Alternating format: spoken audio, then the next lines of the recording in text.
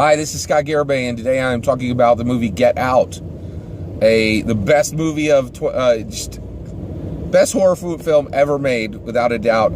Period. End of sentence. Absolutely love this movie, and today I'm going to be talking about Milton Howery, the actor, and his character Rod, the TSA agent from Get Out. So there's spoilers in this, all right? And Milton Howery is a comedian. He goes by the nickname Lil Rel, and he just does a fantastic job in the movie Get Out for portraying specifically a character that is the friend of the main character in Get Out, and specifically he is a TSA agent, right?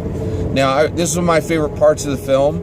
I really liked Lil Rel and his portrayal of Rod, the TSA agent. He was by far he was clearly the comedic aspect of the film, and he did a great job. But one of the reasons why I really liked it, and I thought it was just super successful, this character was that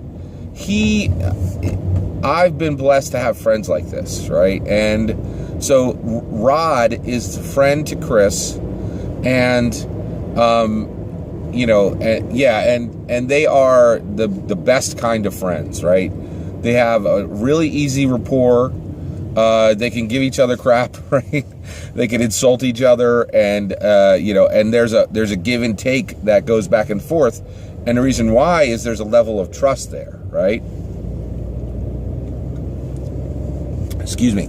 They can be really harsh with each other because they know when it comes down to it, they're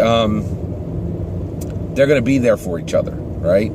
And I thought that was really fascinating. Was at the beginning of the film, we only see Rod on the phone with Chris, and he's explained to Chris how unusual this whole situation is.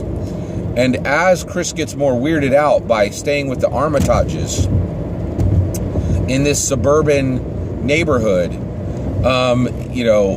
he is continually calling Chris, and he's just explained to him, hey, I got this really weird situation that's happening here, and Rod is there, and he's listening to him. And not only is he listening to him, but he's warning him. He's like, you are in a bad situation, man.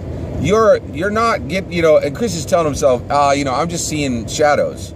And Rod's like, no, those shadows are deadly demons and they're going to kill you, right? Like, he's, and not only is Rod telling him, you have a bad situation there, you need to leave, but he's also concerned, right? And so I thought this, this is a fantastic picture of friendship. And so when you have a friendship that is strong, and that person, cares about your well-being, you are willing to share with them because that they have your back, right? And that's the great thing that's the other thing that I really loved about this film was at the end of the movie, right? Well, actually, even throughout the film, right? Rod gets increasingly concerned, right? And there's a point where his buddy hasn't been back for 2 days, 48 hours, right? And he's like, that's it. I got to find him now. And he didn't just let it go. Like, he dove into the investigation. He called Chris's girlfriend and talked to her direct. And he got ready to record her answer so that he could, see, where this was coming from, right? And then the other thing I think was really cool was Rod is a TSA agent, which is they make a joke out of it until the very end of the film, right? Like, oh, what can the TSA do? And Rod is like, the TSA can do a lot. They can solve mysteries. We can arrest people. Like all kinds of stuff, right? And I thought that was really cool because there are a lot of unsung heroes in our country, and I think TSA people are a part of that. They do a necessary service, and I've never in my life seen any film that had a TSA agent and said, hey, TSA agents are competent, they're smart, and they can get stuff handled, right? And this movie said that, and I thought that was awesome. That's one of the great things about Get Out is it's constantly zigging when you think it's going to zag, and it's just really unpredictable. It ignores tropes, and it is the writing in this film, the directing in this film is at another level, right? And so is the acting. The acting is just amazing, right? And so Rod, he's in this film, and the other thing I liked is, once he determines that Chris is gone, right?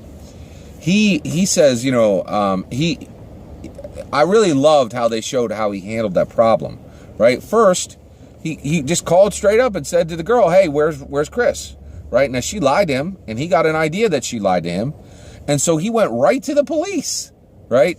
And they laughed in his face, right? And they also belittled him for being a TSA agent, right? And it was really interesting because, I feel like that's how real people solve real problems. A lot of times in movies, they're like, I'm going to get on my horse and charge down there.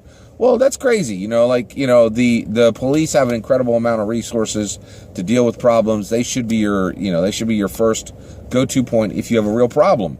And he did that, right? He did that. He went straight to the police, and only after the legitimate channels for solving a problem had been abandoned did he then do what really needed to be done, which was, one, I really love just the picture of friendship, for Rod and Chris that's being showed here.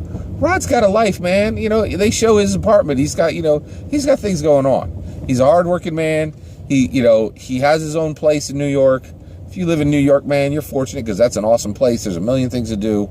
He did not need to be running around looking for Chris, right? But as soon as he knew Chris was gone, all of his plans were on the back burner, right?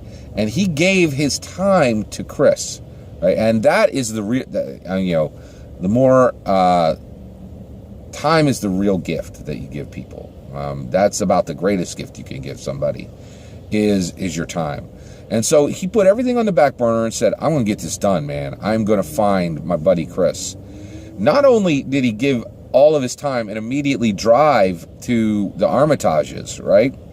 He took the TSA car, right? He's like, I got stuff to handle. I want to have some resources on my side. I want a car with flashing lights on it, and a ram plate on the front. And so he took a TSA car and drove all the way down there.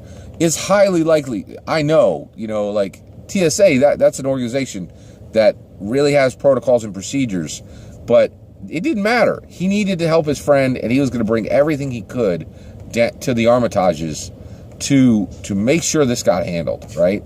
And he does. At the end of the movie, Chris has shot his girlfriend Rose, Chris didn't shoot Rose. One of the other, I think it was Chris.